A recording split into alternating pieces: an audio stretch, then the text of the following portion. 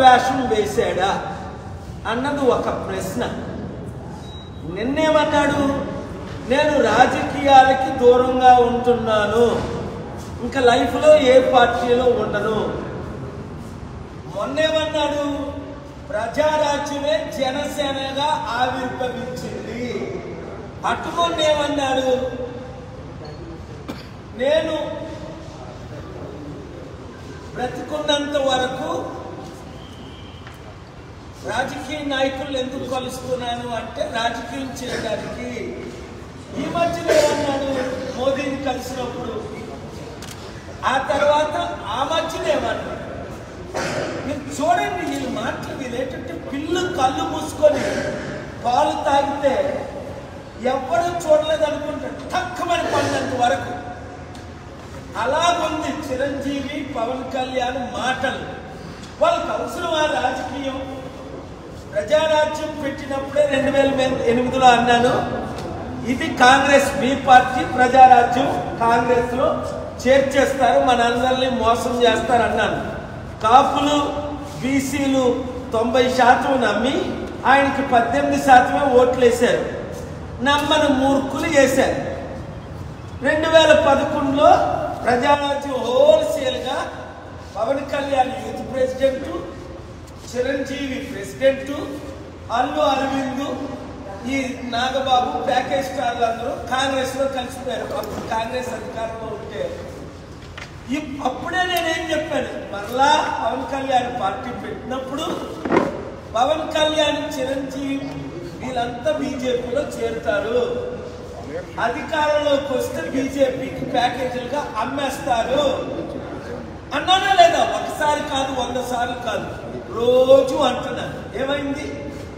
మాయావతి కాలం మీద విశాఖపట్నంలో పవన్ కళ్యాణ్ పడినప్పుడే, మోదీని తిట్టినప్పుడే మా చంద్రబాబు నాయుడు గారు ఎలా నమ్మారో అది నాకు విచారం ఉంది.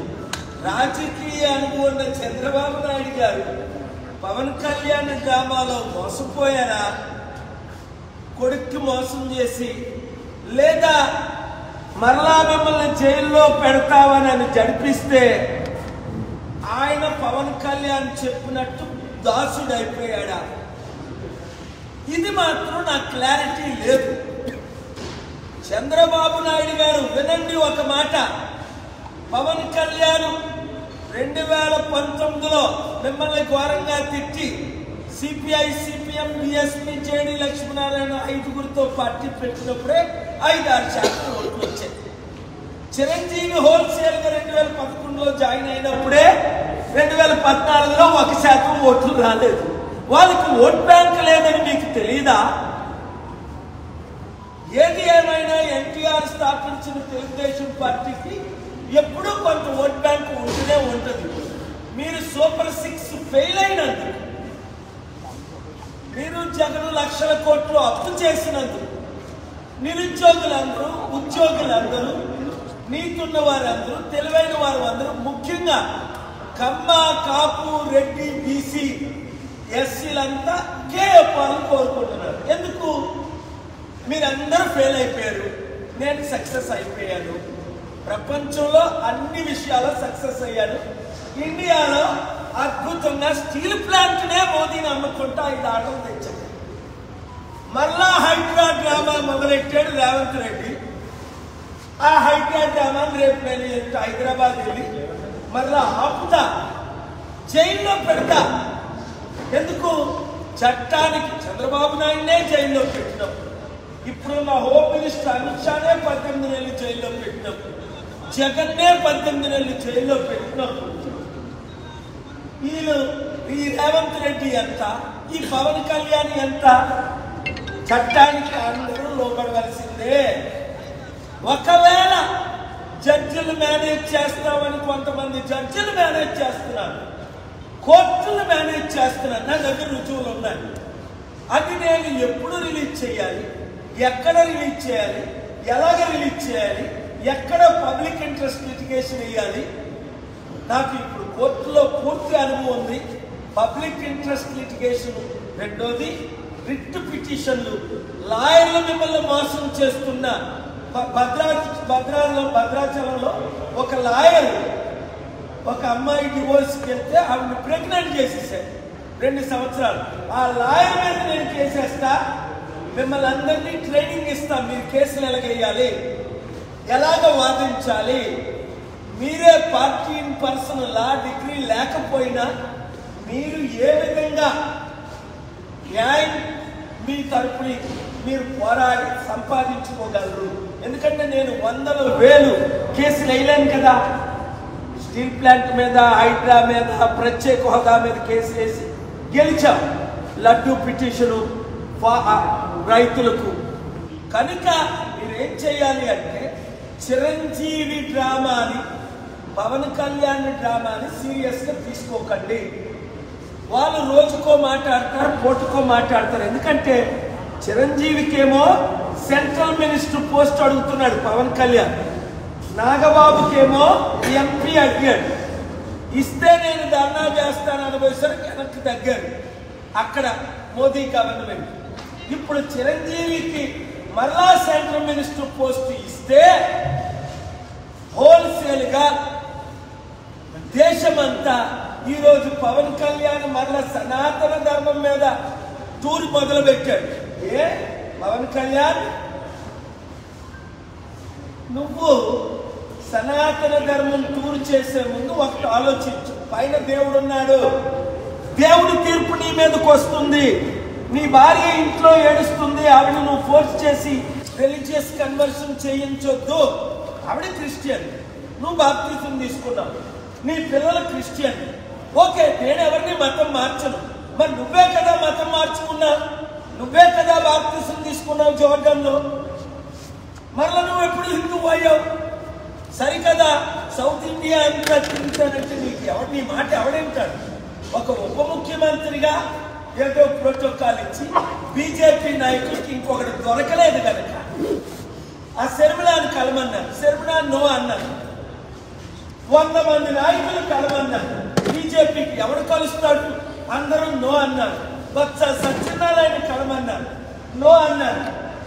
నాదేంద్ర మనోహర్ని కలమన్నారు, నో అన్నారు.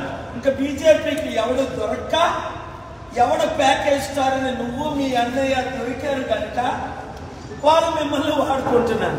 చంద్రబాబు నాయుడు గారు కొంచెమైనా తెలివితేటలుంటే అతి త్వరలో ఆయన మిమ్మల్ని వదిలి తిట్టేక ముందే కమ్మాలీడర్స్ అందరూ వినండి, మీరు తెలివైన ప్రపంచంలో 2 కులాలు మహా తెలివితేటలు దేవుడు ఎదిగించాడు. ఒకటి కమ్మా కమ్యూనిటీకి లక్షల మంది చౌదరీస్ ఉన్నారు అమెరికాలో, నేను ఎంతో హెల్ప్ చేశాను. 2 యూదులకు, ఇక్కడ కమ్మాస్ ఉన్నది 3%, కానీ 40 సంవత్సరాలు రాష్ట్రాన్ని దేశాన్ని వెళ్తున్నారు. యూదులు ఉన్నది 2% ప్రపంచంలో. 235 సంవత్సరాలు అమెరికాని వెళ్తున్నారు.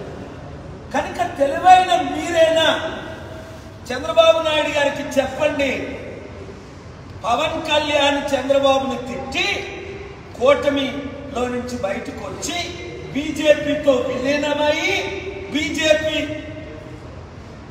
ముఖ్యమంత్రి క్యాండిడేట్ గా వచ్చే ఎలక్షన్ లో ఆంధ్రాలో పోటీ చేయడానికి ఈ ప్లాన్. మరలా రిపీట్ చేసుకోండి, ఆ కోర్స్ చేసుకోండి, మీరు వైరల్ చేసుకోండి కుర్రాలు. నేను చెప్పిన 100లో 100 జరిగాయి. అది జరగక ముందే 7569441275 2 తెలుగు రాష్ట్రాల్లో సర్పంచులు గ్రూపులు పెట్టండి, ఎమ్మెల్యేలు గ్రూపులు పెట్టండి, ఎడ్యుకేటెడ్ గ్రూపులు పెట్టండి. చెప్పినట్టు చేయండి మూర్ఖులారా. నేను చెప్పినట్టు చేస్తే మీ కుటుంబం బాగుపడుతుంది, మీ గ్రామం బాగుపడుతుంది, మీ పట్టణం బాగుపడుతుంది, మీరు బాగుపడతారు. లేదా సర్వనాశనం అయిపోతారు. ఇంక అవలేదా? ఈ 2 తెలుగు రాష్ట్రాల్లో నిరుద్యోగులు సమస్య అన్ని కోట్ల మంది, ఇప్పుడు 1,60,00,000 మంది 2 తెలుగు రాష్ట్రాలు నిరుద్యోగులు. సూపర్ 6 ఇక్కడ ఫెయిల్, సూపర్ 6 అక్కడ ఫెయిల్. లక్షల కోట్లు అప్పు తీర్చలేని పరిస్థితి, వడ్డీ కట్టలేని పరిస్థితి. ముందే చెప్పాను, చంద్రబాబు నాయుడు గారు చేతులు ఎత్తేస్తారు. రేవంత్ రెడ్డి అయితే మోసగాడు, ఆయన మోసంతోనే మెగా కృష్ణారెడ్డికి 15,000 కోట్లు డీల్ ఇచ్చాడు. చంద్రబాబు నాయుడు గారు 10,000 కోట్లు డీల్ ఇచ్చారు. ఇప్పుడు 80,000 కోట్లు డీల్ ఇవ్వడానికి ఈ దొంగలు, ఈ గతి దొంగల నుంచి 100,000 కోట్లు తీసుకుంటూ నిజంగా వాళ్ళకి బుద్ధి ఉంటే ఈ బిలియనర్స్ అందరూ కేఏ పాలు కదా గెలిపించాలి. మీ అప్పులు తీర్చుతారు, మీ కంపెనీలు తీసుకొస్తారు, ఉద్యోగాలు తీసుకొస్తారు, చేశాను చేయగలరు. కనుక మీరు మరొకసారి ఇంకా మిగిలిన వాళ్ళు ఎవరైనా ఉంటే 1-2% చిరంజీవి పవన్ కళ్యాణ్ మాయలో పడకండి. కాపులారా అసలైన కాపు కేఏ పాల్ ఉన్నాడు, బీసీలారా అసలైన బీసీ కేఏ పాల్ ఉన్నాడు. దళిత్ ముస్లిం క్రిస్టియన్ మీ కొరకు ఫైట్ చేసి 28 ఆర్డర్లు ఈ దేశంలో తీసుకొచ్చాను. అరే కళ్ళ ముందు కనబడుతున్నాయి, ఎవరినైనా ఓడిస్తున్నాం. ఓట్లు మాత్రం మీరేస్తేనే, కమిటీలు మీరు ఫార్మ్ చేస్తేనే మీరు నేను గెలిచేది. మీ ఓట్లు నేను వేసుకోలేను. యూత్ అందరూ బయటికి రండి, లేదా ఇప్పుడు అమెరికా వెళ్దాం అనుకున్నాను. ఏమైంది? అమెరికా తిరిగి పంపించిస్తుంటే ఈ దద్దమ్మలు ఇక్కడ చంద్రబాబు నాయుడు కానీ, పవన్ కళ్యాణ్ కానీ, రేవంత్ రెడ్డి కానీ, మోదీ కానీ నోరిప్పి మన తెలుగువారి కొరకు కానీ, ఇండియన్ కొరకు కానీ మాట్లాడుతున్నారా? నేను అమెరికన్ కోర్టులో కేసులు వేశాను, ఇక్కడ కేసులు వేశాను. ట్రంప్కి లెటర్ రాశాను. ట్రంప్ను కంట్రోల్ చేసిన నాయకులతో టచ్లో ఉన్నారు. ఓపెన్గా వారి పేర్లు చెప్తున్నాడు. అక్కడ స్పీకర్ జాన్సన్, చైర్మన్ జాన్ తూన్. ఇది నేను చేసేది. కనుక 7569441275 ప్రతి ఒక్కరు ఇప్పుడు వింటున్న ప్రతి ఒక్కరు, అందుకే లైవ్లు ఇస్తున్న వారిని దేవుడు దీవించడానికి. ఎందుకంటానంటే మీరు దేశభక్తులు. లైవ్ ఇచ్చిన మీరు దేశం కొరకు ఇస్తున్నారు. నేను మీకు రూపాయి ఇవ్వట్లేదు. మీరు దేశాన్ని రాష్ట్రాన్ని ప్రేమిస్తున్నారు. దేశ ద్రోహులు లైవ్లు ఎవరు? ఆ దొంగలకు ఇస్తారు. దేశ ద్రోహులు అన్నను వారు, లైవ్లు ఇవ్వని వారు, రిపోర్ట్ చేయని వారు సోషల్ మీడియా వాళ్ళు రిపోర్ట్ చేసుకోండి. 1 minute బయట వేసుకొని అద్భుతంగా మీరు రిపోర్ట్ చేసుకోండి. ప్రతి ఒక్కరికి పంపించేయండి. వైరల్ చేస్తూనే ఉండండి. మీరు నేను దేవుడు కలిసి ఉండగా ఓటమి అనేది మనకు చెల్లదు. నెక్స్ట్ ఎలక్షన్లో ప్రజాశాంతి పార్టీ గెలుపు. ఈ దొంగల వెనకటి మీరు వెలకండి.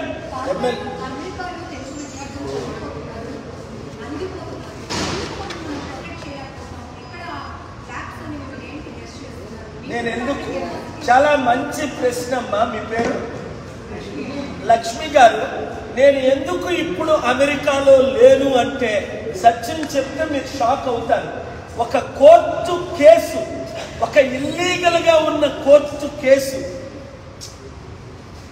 డబ్బులు ఇచ్చి మేనేజ్ చేస్తున్న కోర్టు కేసు, ఒక సింపుల్ ఆర్డర్ చట్ట విరుద్ధంగా ఇచ్చిన ఆర్డర్ని డిస్మిస్ చేయనందుకు ఇంకా నేను ఇక్కడే ఉన్నాను. వీలైతే 72 గంటల్లో అమరణ నిరాహార దీక్ష కూడా చేయాలనుకుంటున్నాను. ఆ కోర్టు కొరకు ఇప్పుడు నేను చెప్పను. ఆ జడ్జి కొరకు, ఒక ఆవిడ ఇది ఇల్లీగల్ చేస్తున్న నాగమనే ఆవిడ కొరకు మీరు ప్రార్థన చేయండి. దేవుడు 72 గంటల్లో వారి ద్వారా న్యాయం చేశాడు. ఎందుకంటే ఆ ఒక్క ఆర్డర్ అయిపోగానే డబ్బులు వచ్చేస్తాయి. డబ్బులు వస్తే నేనే కొన్ని వేల మందిని నా సొంత ఫ్లైట్లో లేదా ప్రైవేట్ ఫ్లైట్లో డబ్బులు ఇచ్చి, నా ఫ్రీజ్ అయిన డబ్బు రిలీజ్ అయిపోద్ది, నాకు FCRAలు వచ్చేస్తాయి, నేనే ఆర్గ్యూ చేస్తున్నాను. తర్వాత ఇండియన్స్ అమెరికాలో ఉన్న వారికి న్యాయం చేస్తాను, ఇక్కడ ఉన్న వారికి న్యాయం చేస్తాను. 18 సంవత్సరాల నుంచి ఆ ఇల్లీగల్ కేసు మరలా వేస్తూ, ఫ్రివిలెస్ కేసు మరలా మోసం చేస్తూ, మరలా కోర్టుల్ని స్టాఫ్ని మేనేజ్ చేస్తూ, కొంతమంది జడ్జిలు కూడా మేనేజ్ చేస్తున్న విషయంలో నేను ఇక్కడ ఉన్నాను. స్టీల్ ప్లాంట్ కొరకు ఇక్కడే అమరణ నిరాహార దీక్ష చేసి ఎలా గెలిచామో మీ మద్దతుతో పోలీసులు వచ్చి నన్ను ఈడ్చుకెళ్ళినా అదానీ గెలవలేదు, మోదీ గెలవలేదు, మనమే గెలిచాం. 5 ఆర్డర్లు తీసుకొచ్చాను. అలాగే అతి త్వరలో ఈ కోర్టు విషయాలు, సత్యాలు సుప్రీంకోర్టు చీఫ్ జస్టిస్కి, ఏపీ హైకోర్టు చీఫ్ జస్టిస్కి లెటర్ రాసి డీటెయిల్స్ పంపించి కేసు వారి మీద వేసి, అప్పుడు ఎందుకు నేను నెల రోజులు అయినప్పటికీ ట్రంప్ ప్రెసిడెంట్ అయి దాదాపు 20 రోజులు అయినప్పటికీ నేను ఇంకా వైజాగ్లో ఎందుకున్నాను? మీరు మంచి ప్రశ్న అడిగారు. అతి త్వరలో మీకు ఫ్యాక్ట్స్ బయలుపడతాను. Thank you. అసలు పవన్ కళ్యాణ్ చిరంజీవులను ఎందుకు మళ్ళీ ఇప్పుడు తెర మీద తెచ్చారు? పవన్ కళ్యాణ్ చిరంజీవి ఇద్దరు కలిసి ఏమైనా డ్రామాలు ఆడుతున్నారా పొలిటికల్ గా? బీజేపీకి ఎంత అన్యాయం అసలు. చిరంజీవి పవన్ కళ్యాణ్ మంచి యాక్టర్స్ అని విన్నాను. నా చేతులతో ఇద్దరిని 2008లో వాళ్ళ ఫాదర్ చనిపోయినప్పుడు దీవించారు. వాళ్ళకి రాజకీయం అవసరమా? ఒక మాట, ఎంత మోసం ఇది! చిరంజీవి చేసిన మోసం చరిత్ర క్షమిస్తుందా? 27% ఉన్న కాపులు క్షమిస్తారా? 60% ఉన్న బీసీలు క్షమిస్తారా? చిరంజీవి ఏం చేశాడు? కంప్లైంట్లు చూడండి, 1500 కోట్లు 336లో 334 మంది దగ్గర యావరేజ్ 5 కోట్లు కలెక్ట్ చేసి ఎమ్మెల్యే ఎంపీ టికెట్లు అమ్మి మీరు పోటీ చేయండి అంటే బంగారాలు అమ్ముకొని ఎంతమంది నన్ను కలిశారు.